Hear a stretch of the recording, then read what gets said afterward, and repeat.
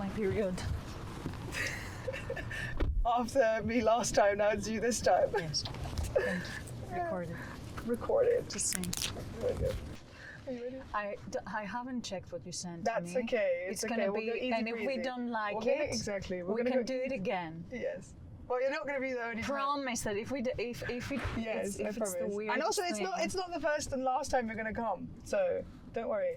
Halara, halara. She says halara. We have cancelled 4 times. Hey, no, I was dying on one of them. You were busy on another one. You were filming on the time when you were on holiday. We had a formal slot, and at the very last minute, someone cancelled.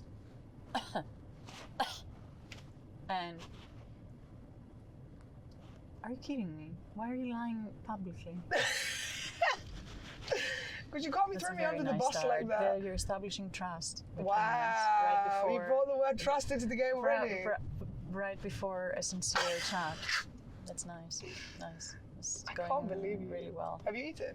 Yes. Okay, I have not. You haven't? That's not surprising, to be fair. How? Okay. It's not surprising. Come on, it's Okay. your first We day take knowing it for granted that this is probably gonna be a mock thing. Yes. And okay, fine. Film theatre. There we go. Okay. Did you actually send me something? I a did, draft? yeah, on WhatsApp. Did you? I did. I did indeed. I sent it on WhatsApp. Okay. You can have a look at the prompts if you like. Do you want me to look or do you want to just chat? It's up to you. We can just chat for No, now. we can chat.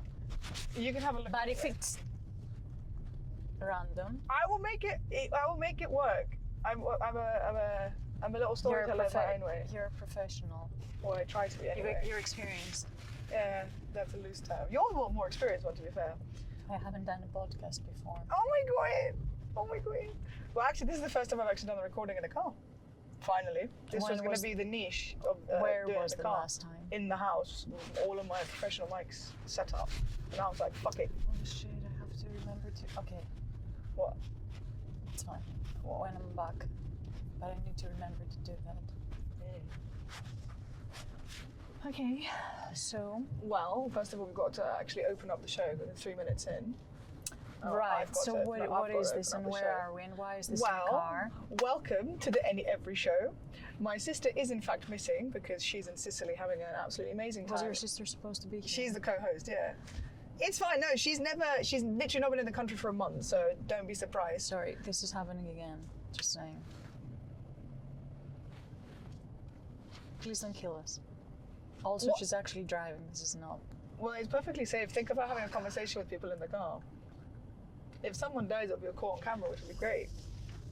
Is this actually legal? What Yes, you're doing? of course it is. Okay, What am I okay. doing that's illegal?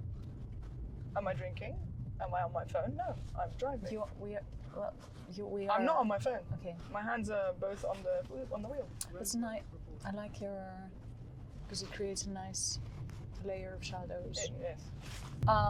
So why cars? You're not the first one. I don't want to Oh my spoil lord. it for you. I'm not the first one, no, but tell me one person in London who does this. That's not carpool karaoke, all that nonsense.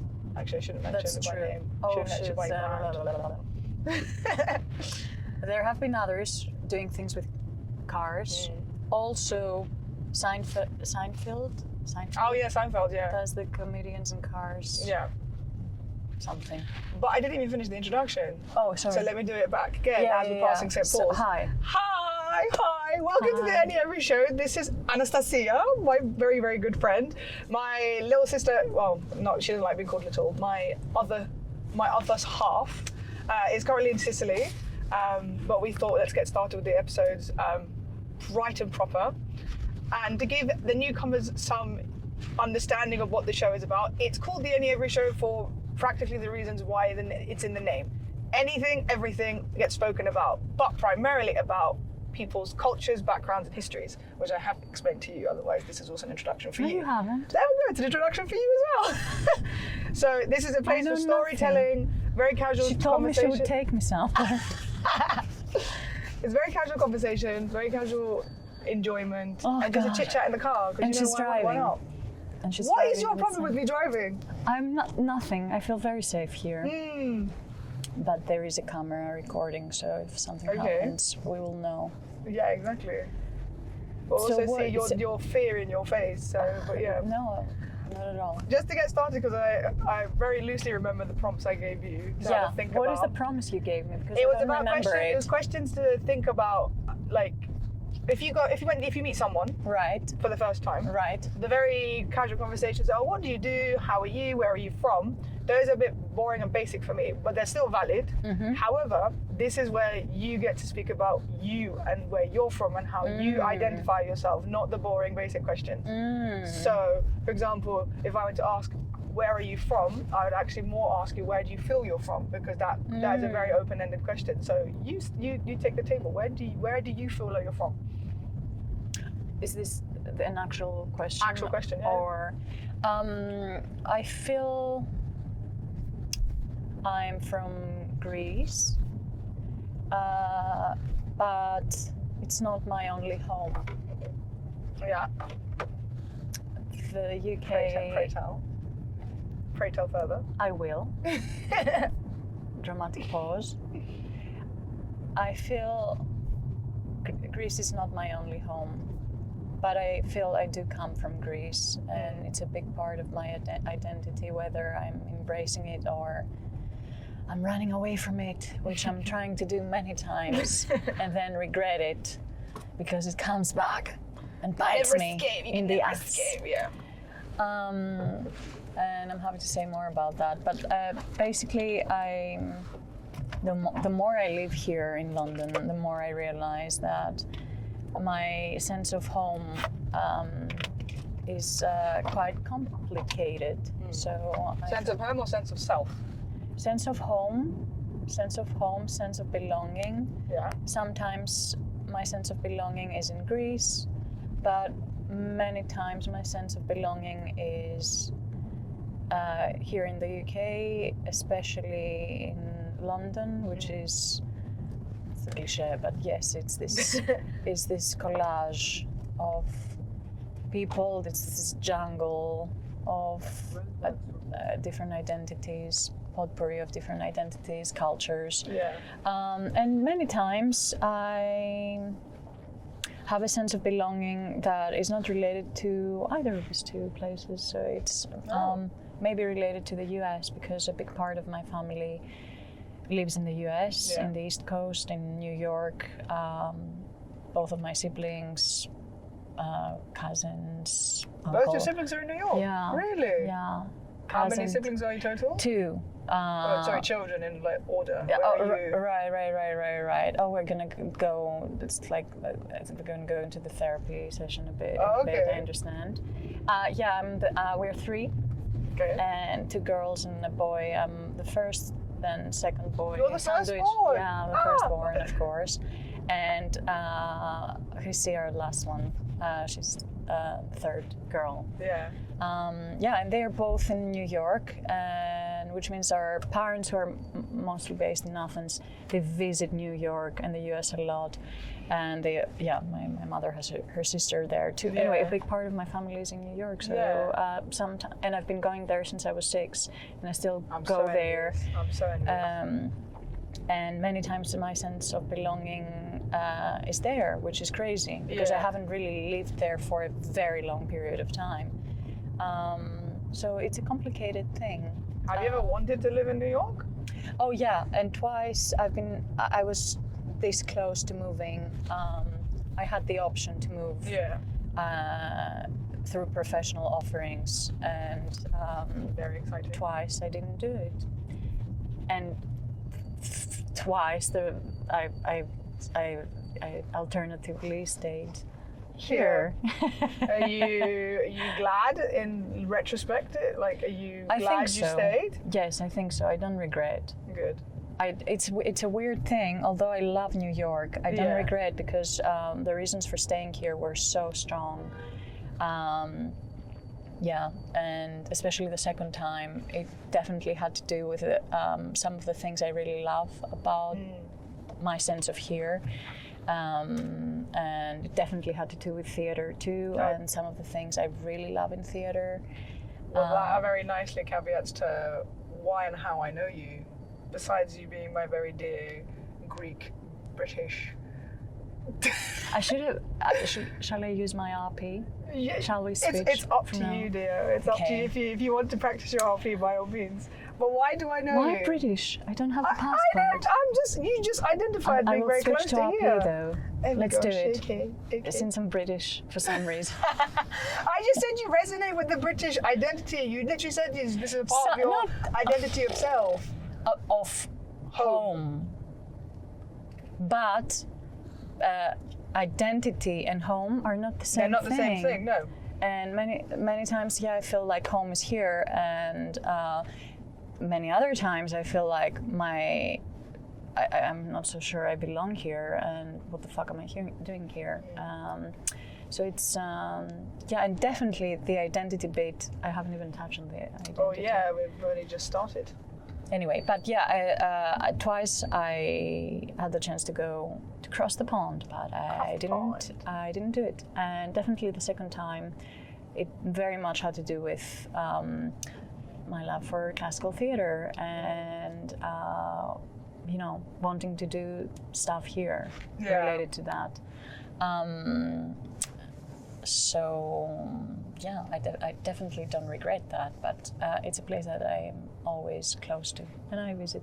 Yeah, I want to visit. I miss it. I love New York, and not just New York, but especially States. New York. Yeah, New York is quite comfortably diverse for me. Would you say it's like almost on par with London? Not that I know much about New York, but I've heard it's extremely multicultural and diverse as well. Yeah, but it's so different to here. Really? Very. In what way?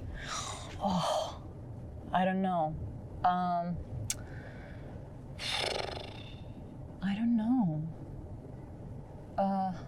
It's a very good question, and everyone I've heard other people say that, and I completely agree. First of all, okay, let's start from superficial criteria. So New York, the scale of things is different, although we have history here and we have incredible scale in terms of some buildings and their history and their background, but the scale, just in terms of even looking, the scale, the skyscrapers, how you make eye contact with the sky. Wow. In some parts of the city, you have really down to that level of detail, really. No, just the scale. Obviously, you're extremely perceptive, and I do know you. You're very, very perceptive. That's why I picked up on that. But that's the things I even look at when I go traveling, is I love looking up. Tell me how I'm perceptive. Well, Yes. who would clock that? About you know what I mean by clock. Clock, yes, I do. I speak the language. But that level of enjoyment in the little things, I say to a lot of friends of mine, and they're like, "What do you mean?" I like going to random places, random cities, and just walking. Not going to the touristy places is where you don't see the tourists and you see the breath of life and the energy in the streets. Yeah. And I always look up, whether it's a tiny weeny village town or it's a massive city like Toronto.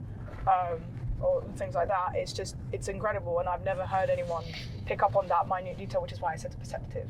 As a backwards way to compliment myself. It is architecture, buildings, and also the feeling of the whatever, not the new world, but you know what I mean. The relationship to history is different, and you feel, but I don't know. It's something else too. I would say it's a little bit unfair because I started going there quite young, and the feeling I got when I was a child. I'm going to use this because it's very convenient, and children never lie. So the feeling I got when I went there as a child was freedom and love. And I know it sounds like a cliche, but I really felt that, like the people I met were so open-hearted and loving and very expressive. Yeah. And very curious, and I would get a lot of love from the people, and I would be introduced as, oh, this is my little niece, yes, or daughter if I would go with my mother or father. Yeah. And the attention and the love and the curiosity and where I come from. I definitely felt this love, this openness. Yeah. And yeah, I kind of, unfortunately, I have to say, kind of superficial, even materialistic sense of freedom in the sense of, oh my God, there are these like endless stores with stuff. Yeah.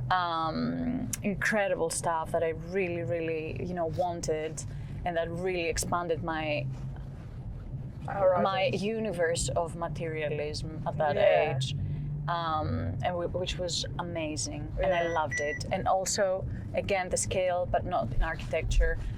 Again, in materialism, like the huge pizzas and the huge plastic cups for Coke, the huge cups of Coke, huge, that were twice the size of my head. And sugar, and all the, so yeah, there was a lot of that as well. Yeah. And I 100% fell in love, and so there we are talking about New York while driving around London. Sorry, London. What world where are we now? Let's pay our respects. Let's concentrate. Where are we? We're in Bloomsbury. Bloomsbury. And we're passing towards Russell Square at the moment. Russell Square, lovely Russell Square. We see the trees. Yeah. It's a lovely sunny day. It's really nice weather. It can be sunny in London. This is true. All those people that always ask me, how's the weather? It's just propaganda if you hear people saying that it only rains here. This is true. It was raining last night randomly. I was crossing across the city and you literally could see rain cloud patches across the city. It's true. But that's a different it's story. True. That's another day. I ended up loving the rain and the gloominess. Really? Yes. They're very inspiring for me. Interesting. Yeah, I do some of my best work in gloom. Yeah, I do. Fair. How can you work with the sun? It's right. I love gloominess. I have to say. I think I resonate with that in some ways, where you kind of just get stuck in your own head, but if it's in a positive way, you become really proactive. Yeah. You let the imagination run wild of what the alternative is to your current state of grey and cloudiness. I don't know what it is, and perhaps I don't know, but this may be like a weird personal masochistic. How can I not pronounce in English a Greek word? You tell me that. Is it Greek? I'm perhaps it's not. Perhaps I know it as a Spanish word. No. It's machismo. Machismo. Yes, it's a Spanish word. Oh my God! Relax. Please, see, I know something. You can use that because it's the typical Greek person trying to make a word being of Greek root. I know. I'm surrounded by you guys. I know that. That's such a okay, and I gave it to you on a the silver dish, platter. Yeah. On a silver. I gave you the stereotype. There you are. You can use it. Thank you. Have you watched My Big Fat Greek Wedding? Yeah, with we spoke about this at your house, remember? With the father. I need to watch it again properly. Tell me a word. Any word. So yeah, it may be like a personal thing, but when it's I need a little bit of gloominess to create. Yeah. Why? I need something to stay. You've been born and raised in Greece, no? Pretty much for most of your life. Yeah. I want to see where this goes. Am I wrong in assuming that you had fairly nice weather in we do on average? But we are still creative. I heard this from a lot of my family members as well, who've come from Iran, where they have like scorching summers for about 7 months of the year, and then rain and gloom is unfamiliar to them, so they kind of welcome that because it also allows like a level of cool air and calmness in any city as well. Yes, it so maybe that's what you resonate with. And you need calmness too, and even a little bit of melancholy to create, don't you? Yeah. And some ache. You need some ache to create. If you're happy, you will go out. This is true. I always say the only way you can know what your happiest is probably because you've known what your lowest is. You will go out and live. Yep. If you're a little bit sad, you will reflect. Yep. And just like. But you've touched upon it twice now. Recycle your misery. You've touched upon it twice now about theatre and art and creation and projects, etc., etc. Mm-hmm. Or is it Keala? Και άλλα. Και άλλα. Well done. Πολύ καλά. So, tell me again, going back to base. How and why do I know you, or what is like a tether? One of the tethers that connects us to each other, besides being friends. We met once. It was years ago. We met at the Temple of Apollo. No, it was at the Temple of Poseidon in Sunia. It was sunset, around sunset. It was just us? No. I was there with a group of friends, but I was taking pictures, and at some point while I was taking pictures, it was a lovely setting, I heard someone sing a song. And the song was the most magical thing I had ever heard. And it was in another language, a language I didn't recognize.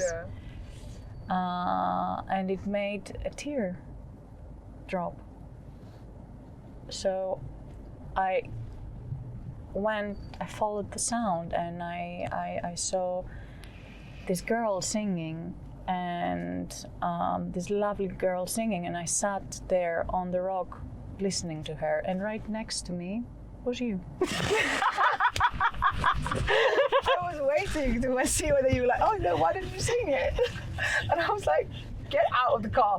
Get out of the car right now. No, let's rewind. That's better. So, and it made me feel, I will take it from, and a tear dropped.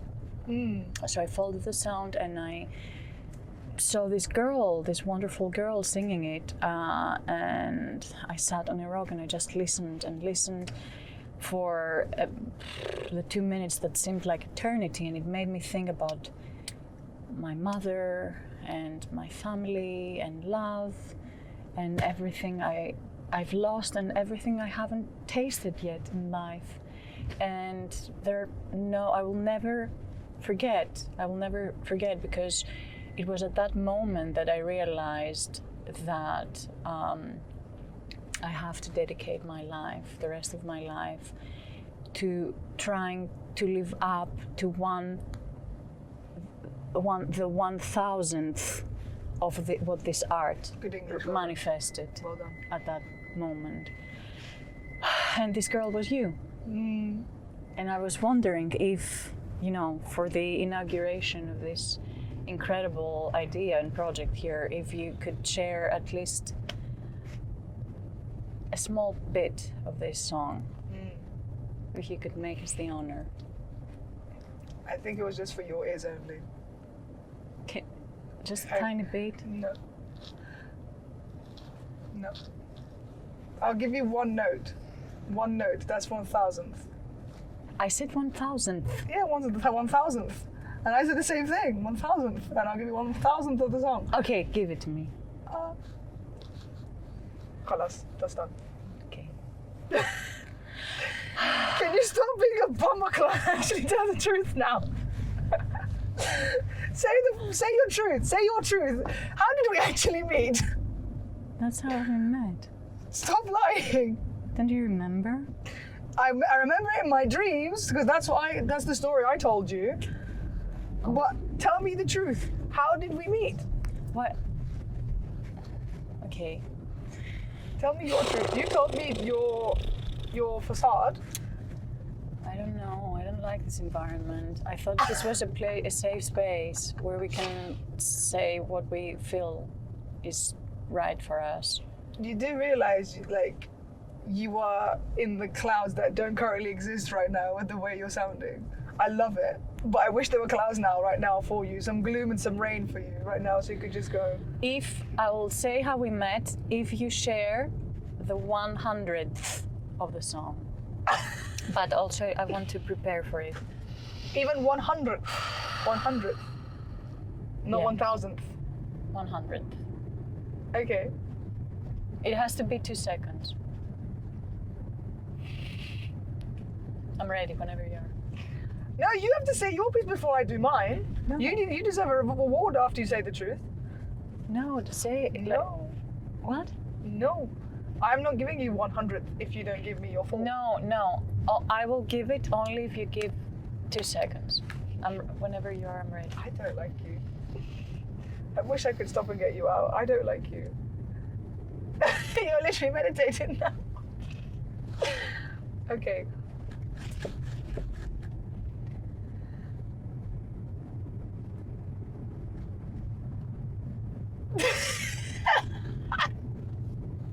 I'm not doing it. I can't sing for poo. I can't do it. Something took over me when I last saw you. It was not now. Okay.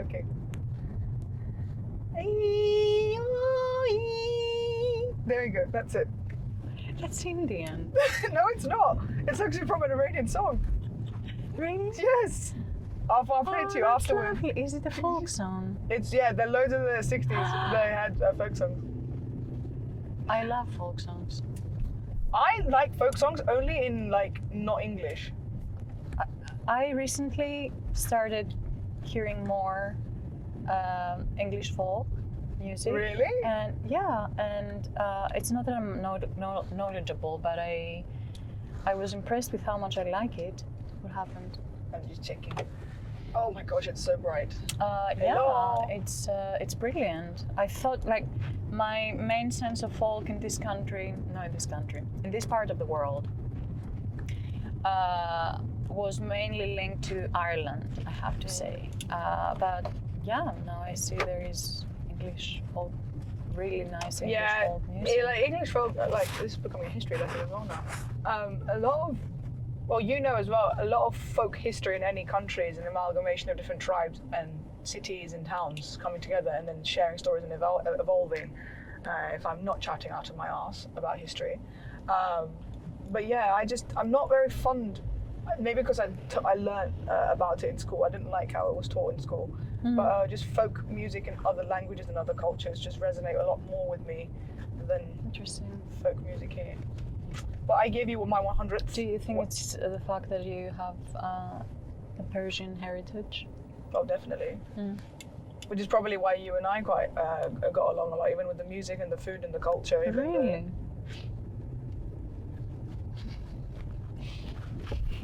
Okay, enough. I'm gonna say the truth because you gave me a little bit of your soul, so now I have it. I'm more soul. Yeah. So we met at a common friend's birthday party. This friend's name is Konstantinos Kavakiotis. Yes, who will be making an appearance at some point. He will be coming on the show at some point. And I want to fill the back of the seat. You see, I'm preparing the ground. Yes, thank you. Plug for the next one. Plug. And yeah, and you were in his theater lab, and I had been in his theater lab in the past, a veteran. Look at you, fancy pants. Who, me or that person? You, fancy pants. No, literally, I'm talking to you. Okay. Oh, look at you, fancy pants. Yeah, and we met there and we started talking about actually things very similar to what we're talking about now. That's true. Where we come from and how we connect with this place. There was also a lot of nonsense. There was lots of nonsense banter, which is always very healthy. There was a lot of nonsense, indeed. But yeah, we ended up, do you think it's a coincidence? We ended up talking about heritage, about tradition, and a lot of the things that perhaps interest us both. I don't think it was coincidental whatsoever. I think people who resonate with that. I love this. I was about to say the Regent Street. This is a Regent's Park, outer circle. I love the street. It's beautiful. But yeah, I don't think it's a coincidence whatsoever, actually. I don't think anything's coincidence. Some things are minute, maybe. Do you believe in Kismet? Yes. You do? Yeah. To Really? some extent, yeah. Interesting. But no, heritage, well, besides it being the point of the show, it's the fundamental skin you wear without being the physical skin, if you know what I mean. It's the aura you give. It's the interpretations you have on the world and what you see around. Why did we both enjoy exactly the same time the road that we've just driven down? I've lived it all my life. You have lived it for many years. and it's just the simple things of just These statues are kitsch, however. Oh, We're what? not going to say exactly where we are, yeah. but there is a certain house, mansion, villa, mansion, estate, Estate, yeah. with a certain set of 4 Greek statues. They could probably see in the background where we are. Which is kitsch, to say the least. And they're Greek statues, or Roman, if you will. We're not gonna have this debate. We're not gonna have this debate here with a lawyer. We're not gonna have to be a debate about Greek vs Roman versus Roman. No, this is not happening. Well, I'm a different empire entirely, so you can argue amongst yourselves. Yeah. So, what would you like to know? So you touched upon Konstantinos. So you, honestly, even the very little I know about you, because I don't really ask what people do for work. So your world and your life and your soul and your reason for being is theatre. Am I wrong? Or creation or art? Right. I would say that's.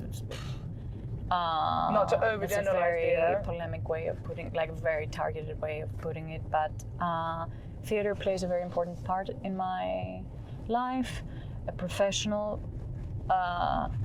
big part in my professional life, both in training and in terms of work and projects I'm interested in, I'm involved with, and yeah, I'm also doing film. I'm involved in screen projects, and increasingly so within the past 2 years, which has been very exciting. 2 to 3 years, which has been an interesting school, I would say, a very, very steep learning curve for me. Yeah. I have to say that I had a little bit of an awakening because of this exposure, because in the past I was like, theater, I was devoted to theater as a craft, and as in terms of the quality of projects that I was looking for and the collaborators, very theater driven. But I have to say that I'm starting to see with a lot of respect the craft elements which are involved in, making good screen pieces. Yeah. It is a different species. Yes, some elements are basically and ultimately the same, but it is a different species, and practice and exposure do play a role, but it is a different monster too. Yeah. Like the things which are hard, but also the things which are incredibly powerful. So the kind of intimacy that you can build with a lens is incredible. If you trust it, but it's all about trusting the bloody lens. And yeah, you learn a lot. I recently completed my first long-form film, which was a UK-based film, but it was shooting both here in the UK, but also in Greece, which was an amazing blessing, because it's the first time that I'm doing a project that combines my 2 homes. So you see there, homes. Yeah.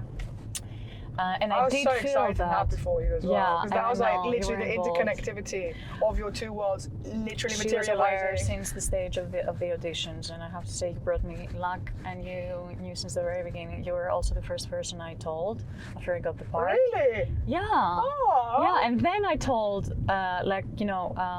family members and people. But yeah, because you knew, and since the audition, Oh. Yeah, I was I cute. was elated. I was really happy to also shoot in Greece, and it did feel, interestingly, both creatively, in terms of the partners, the professional partners in this project, in terms of the locations. It did feel like home in both countries, and it's really the first time that I vividly feel that.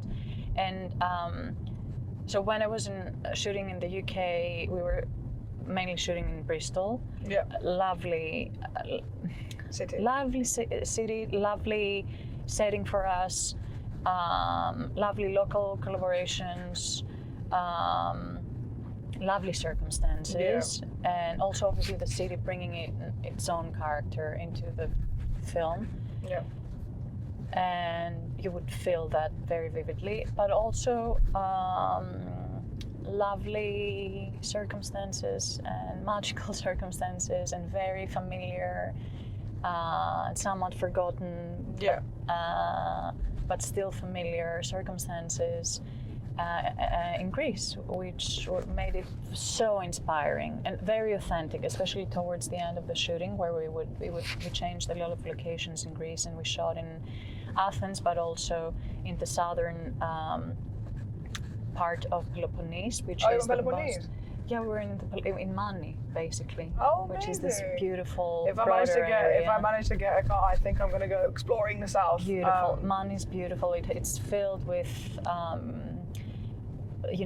medieval castles and like traditional villages and very proud people. The Peloponnese in general is a place that is very proud. Peloponnese is an area in Greece. It's the most southern peninsula of Greece.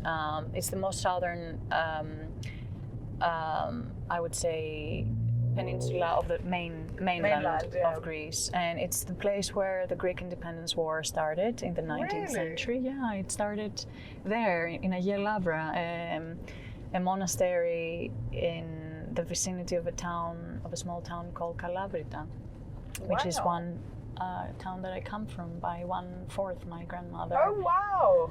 Yeah, that's a long story. Perhaps for another podcast. Episode, but these are very proud places.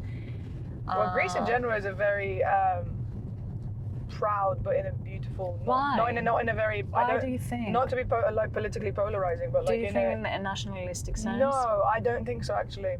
Because this not, exists as well. I know it exists, but I've not experienced anything of remotely that. But it does. I think cultural pride is the first phrase I'd explain. I don't know if it's cultural pride. There is something. I don't know. Perhaps there are strong elements of nationalism. Yeah. In a lot of that, and unfortunately, it has to be acknowledged. But sometimes in some place there is a lot of diversity. I guess this is what it is. And Greece is an extremely, geographically and culturally diverse place. I guess every country may have the ability to say this about itself. I don't agree. I don't think a lot of people, a lot of places have that privilege of describing themselves like that. Then let me say that Greece has an insane cultural, but also, geographical and even climatic. Climatic. Yeah. No, just different climates, right? Climate diversity. But how would you say climate diversity? Yeah. Right. Has a lot of diversity. So Greece has a lot of diversity that is manifested both in exteriors, geography, climate, physical appearance, the nature, types of landscapes, but also interior. So the culture, the behavior of people, the habits of people, extremely diverse place. And then I guess this may be possible through all these different locations having a very strong sense of identity and pride, and being feeling special and different to their neighbors, even if their neighbors are a similarly small village 100 meters away. As in literally neighbors, as in neighbors in Greece. One small village countries. Having a very strong identity of themselves, around themselves, and then the the next door village basically having the same. And you have this extreme versions of localism in Greece, which may be related to this sort of cultural pride. Yeah. But also, I don't know what it is, but it exists. And although the country is a very young country, right? We are a very young state. Ta-da! The state, yes, but the country is as old as time. The culture has long and old heritage, but the country as country has been existing since the 19th century, so basically quite a young country. Yeah. But yeah, I was happy about this project, and I can't wait for post-production. It's called not to. No, don't say it. Don't say it. Don't say anything yet, because then that will be more reason the next time you come on, it will be closer to time. You can actually talk about it. I'm not going to say anything. There we go. But it's a British film, and it's really cool, and we can't wait for it to be released. It's in post-production now. It is. Good. Very nice. And we're very excited. Now, I have some quick fire, being a loose term, quick fire questions that are a bit random. Yes. But they are, this is like the small stuff that I really like knowing. You don't know about people until you see it. Question one would be, what's something your family does that outsiders would find strange? My family? Yeah, I family love that you ask about... I love that you didn't ask about me and that you asked about my family. I thought you were offended. Or I thought, No. okay. I love that. That's very particular. I wouldn't expect this. I would expect this to be, because I don't know, like everything is so individual, like individualistic and individual centered. And I love the fact that you asked about the family. Okay, I will hide behind my family and say something weird. You asked something. Yeah. So what's a habit or something your family does that that others would find strange? That others would find strange. That others would find strange. It's a bit of a difficult question because it's like tiny weeny habits that you think is normalized. I know. Like, we weren't saying I love you up until recently, but then we started saying I love you in the past couple of years, I think. Really? Yeah, we weren't. But that's not very weird. But yeah, it's not weird to my culture either. Like it's not very normalized. Yeah, right. But very loving family. Yes. Extremely loving family. Like the people would kill themselves, sacrifice themselves for the other. Yeah. But the actual I love you, I think for my family, actually, that's a really good point. It's not a habit they've gone into now, but it's like becoming more normalized for them. It's when I think our parents weren't raised by their parents to say it. They thought the action was enough. But then with modern wokeism and there's positive sides of psychology and psychotherapy, it's like you do need words of affirmation, even if it's quite blatantly obvious. But it can't be blatantly obvious unless you're taught to see it. That's another problem. Yeah. Like, how can you see if your family is or isn't loving unless you're taught that this is loving, because the absence of this means you're not loved? I know. But the words of affirmation and words of. So are we going to accept this as an answer? Yes. Yeah. Okay, I would accept it. So we compared to. That's very niche as well. I would say I've heard about this before, but I empathize with this sort of situation because indeed, in our family, loving each other insanely much, but we haven't really been saying it, and I have been consciously trying to say it in the past couple of years, just trying to say it, and sometimes I still act like a complete bozo, like very, very awkwardly, and I'm just like, I want to tell them, I'm talking to my parents on the phone, and I'm like, I want to tell them I love them, but it's awkward, it doesn't match. No, I get you. And then perhaps I slip it into the last sentence right before hanging up. And then, or sometimes I don't manage to do it, and because of being OCD, I call back, and I invent an excuse for why I called back. Yeah. And I'm like, hey, Mom. By the way, I forgot to say. So, yeah, did you tell me? Did you go to the dietitian you were talking about? Did you go? Okay, Mom, I love you. Okay, is that there? And because like my dad is not there in the vicinity anymore, and I just tried to drag him back into the phone call, and I managed to somehow figure out a smooth way to slip it again into the. Oh, that's so sweet. But it's, again, last thing, and then hang up. But that's a really good thing, because I think I sometimes feel really bad if my sister or my mum's accidentally hung up, or I've hung up too quickly, and you hear them speaking over the phone. I'm like, damn it, I need to call back again, because God forbid anything happens to your family members. You don't want the last thing they hear not to be "I love you." Yeah. Even if you're salty and you're pissing each other off, it's like, "Oh, I love you." Like, even saying angry "I love you," it's still funny in about 30 minutes. But like, yeah, that's really sweet. That's really sweet. I had like once there was this very moving incident between me and my dad. That was years ago. I accidentally sent the text that I was going to send to an ex to my dad. Oh! And thankfully the text was only saying, "I love you very much." Only that. It was nothing naughty. Thank God. And I didn't know I had done it, and then I hear a beep, and I have a message, and it's from my dad, and I read, "And I love you very much, κορίτσι μου. Και εγώ σ' αγαπώ, κορίτσι μου. Και εγώ σ' αγαπώ πολύ, κορίτσι μου." And I started crying because it was because I had never. That was years ago, before I started consciously doing what I had never, I think, told him. It may sound weird, but I had never told him that I love you, and he received this message out of nowhere, in the middle of the day. My parents, they tell me they love just random things like that. It's like, think about your partner. If you just randomly get a message like that, it's going to touch you. Yeah. And it's like, why don't we actually communicate? I don't know. Like, can we just communicate that we are we like I love you messages? What is it? Hey!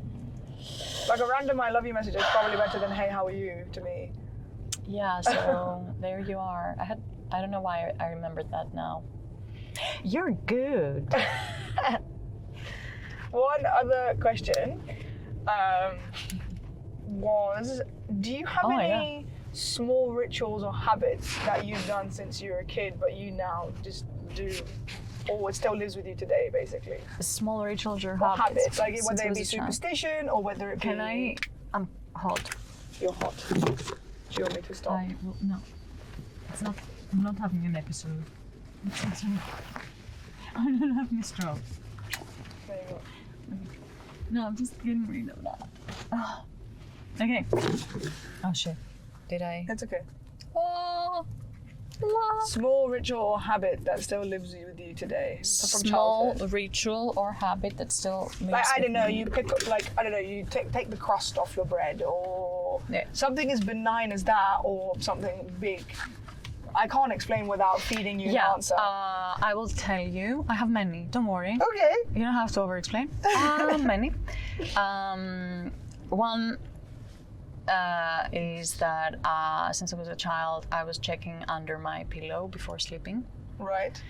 Because I was afraid of bugs. Right. Which is very, very common in Greece. That's a very summer, and I think summery thing to do. Yeah, this was a habit cultivated, especially emerged during summertime. Yeah. Or under mats, like bath mats. You know? Oh my God. When I went to Mexico, there's a centipede bath. Oh my God. Don't use words like this. And in Iran as well, there was a flying cockroaches that my sister got. Like, it flew onto her. Please don't say this word. If you want this, the window's closed. If you want this in this podcast to reach some completion, never use the C word again. Really? And you know what C word I mean. You have that word? That's the C word. Really? No. Are there if there is a pack of these things running, chasing me, and I reach the end of the cliff. I said two words. I said the end of the cliff. With many legs, or like 6 legs only? The second thing you said. Okay. You'll jump off a cliff. So is it cockroaches or cliff? Jump off the cliff. If it's a lion, I may actually try. To survive, because it's a lot. There is something, and also honorable to die by a lion's death. Lion's death. I'm sorry, I'm not going to be invaded by small things with I'm going to jump, the honourable thing to do would be to jump off the cliff. I think many people would agree with you. I'm not going to lie to you. Many people would agree with you. I would. So that's no, but very valid. I really mean it. I wouldn't stay if it was like many, perhaps even one. I don't know. I don't know what my limit, my quantitative limit is. Your threshold of tolerance. My threshold of tolerance. Yeah. I don't know.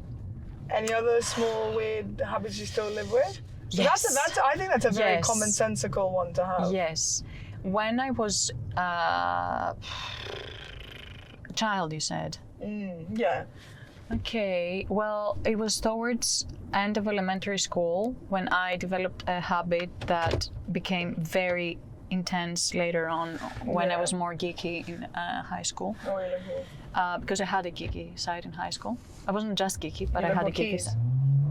No, I'm looking for a pen. If you had a pen, I would be able to show it. Oh my God! Without even knowing, I was ready to show it to you. Oh, well, you flick pens. I flick pens very quickly. On your fingers. Here. No, I do the. Oh, you read. Oh wow, with the like the spin. Yeah. Oh wow, I always wanted to do that. But in order to learn it, it took me years, and I was the person who was making the sound in class. Constantly. Wait, you mean like you would pressing hear it? No, I was throwing it, but many times it would fall. Yeah. It would fall somewhere else. So constantly. You still do it now then? So I still do it now. I can still. I'm not doing it as often as I used to, but I still do it.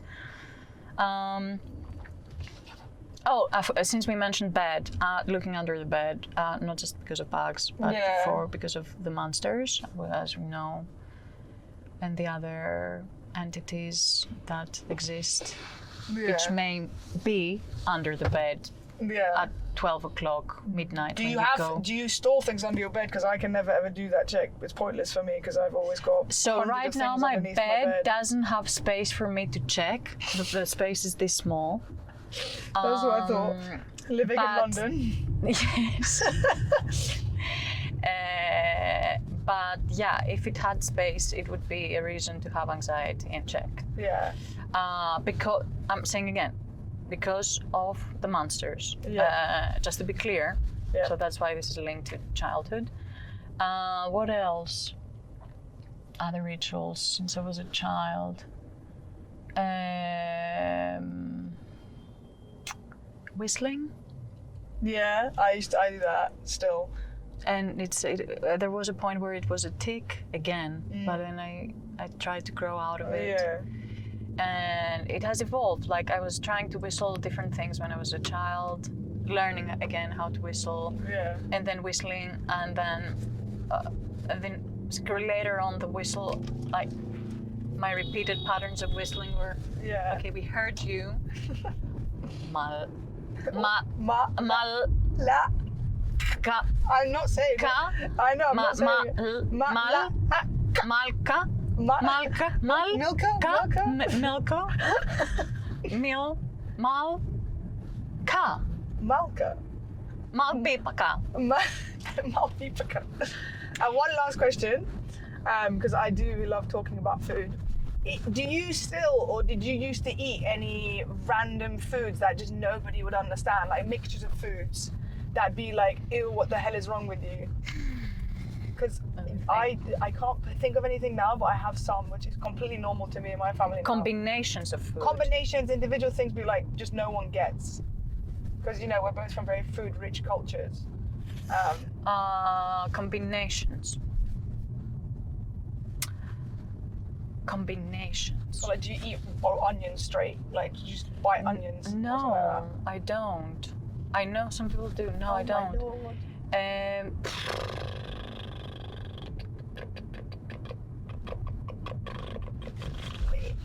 No. No. Sounds boring. No, it's not boring. Because if the answer is no, then what would be your... And I was actually disgusted by people who were eating like watermelon and feta.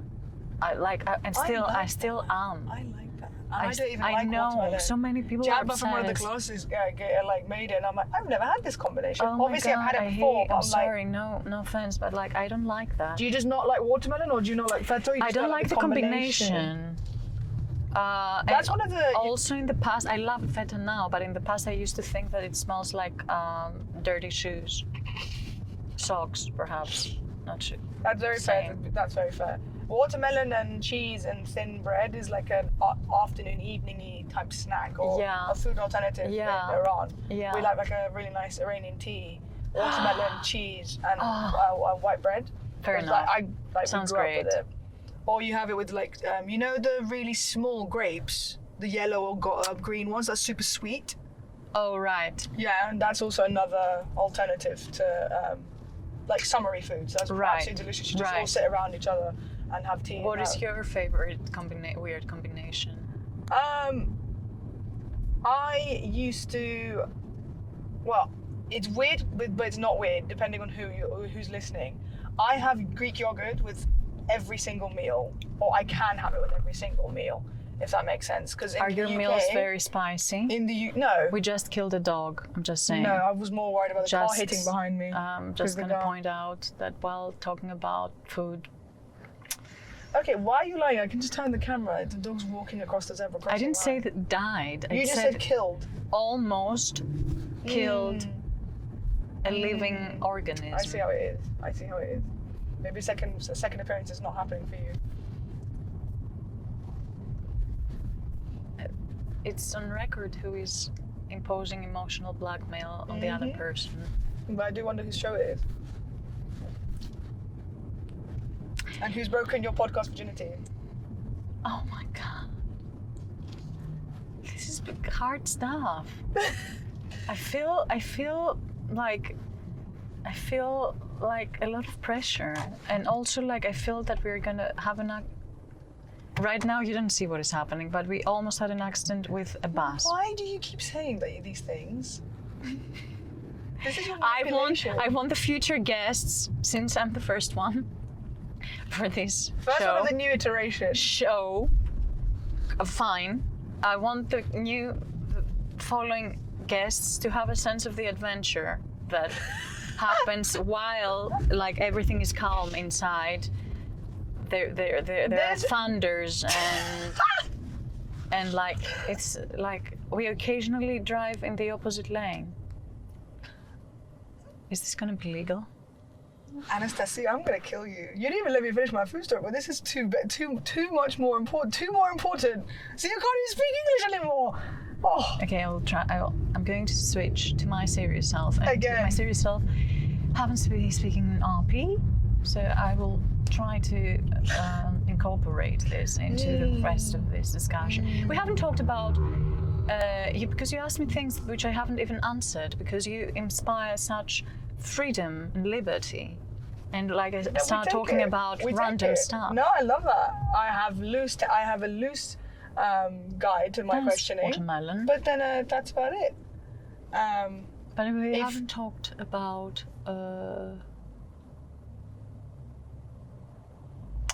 What? We haven't talked about. Right. So diversity and. You also asked about theatre. I did. I said it's theatre, but it's also it has been increasingly film and the screen, which is great. Having said that, I still love theatre, but I would love to share with you, because I've become a more conscious advocate for the diversity of my background as of the past couple of years, compared to previous stages of my life. Oh my god.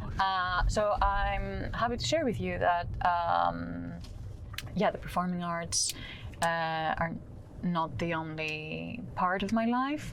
A big part of my life has been dedicated to neuroscience and artificial intelligence. You're finally touching upon the things I asked 45 minutes ago. Yeah, well done. And it's fine. It's called editing. I can just completely reorder where we're going. There is an airplane crossing just the middle of our Woman, neuroscience, stop getting distracted. I'm the one driving, and I'm not getting distracted. I feel relaxed. That's why I'm distracted, and this should be it's a compliment to me. you. Yes. I've always felt privileged to be around yeah, the yes, theater has been a part of my life for a long time, but I have also studied engineering, and I worked as a neuroscientist for years, and especially in the computer science side of things, so hence the AI. Yeah. And I worked both in academia and in the dark side of things, in the industry. So I'm still keeping touch with this side of things, and it's an interesting thing, especially now and with everything happening with AI, basically taking everything by storm, including the performing arts. Oh yeah. And it's a big part of my creative concerns as well. So one aspect of my projects has to do with the interface of the performing arts with smart technology and AI. Yeah. And I'm always very happy to to be talking about what this may look like, what this interface may look like, what it means, and I'm super keen on encouraging diverse ways of thinking when it comes to the performing arts. So yeah, especially now we do need more and more, expression. No, not just expression, but we need more and more artists to be co-designers of, future work, technology. Yeah. To ensure that there is a sort of shift in the in agency. Who has the agency when you use a technological tool, especially if it's AI? Who has the 100%. agency? Is it the person who actually uses the tool, or is it is the agency taken away, and is the human creativity desensitized because you use a tool? 100%. So I'm super interested in certain blurring the borders between different fields and creating more communication and proactive involvement. And I'm super passionate about this. Having said that, it's one thing that I'm trying to promote and work on. In this crazy place and market that is London, obviously, which offers a lot of broader opportunities along with challenges, especially 100%. especially if you come from a diverse background, culturally, but also in terms of disciplines. 100%. And I have both of these types of diversity in my background. There's nothing but diversity there. Which we love. And the diversity that you embody and the diversity of London is a perfect point to complete this lovely episode. As I've been going in circles for the last 10 minutes. No!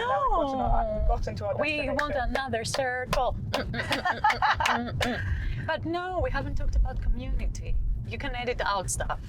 No. But like I like how our very, very free-flowing conversation has gone. Yeah, but you can edit out stuff as well. Right? I'm not one to I don't like editing things out. A podcast. No! That's the point of podcast. Oh yeah.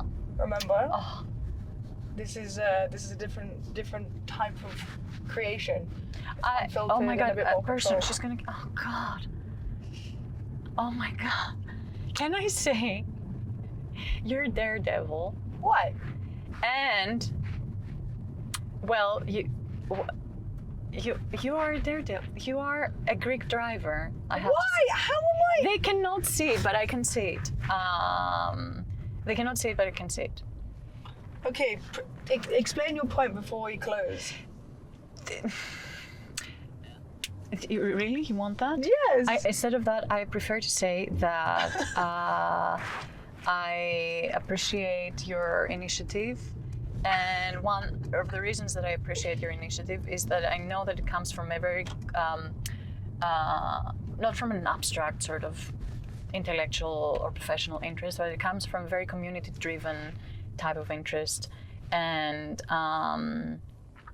I appreciate this more than anything else in this city, and it's one of the things that I am mainly missing many times, and I'm many times contemplating about, and anything that promotes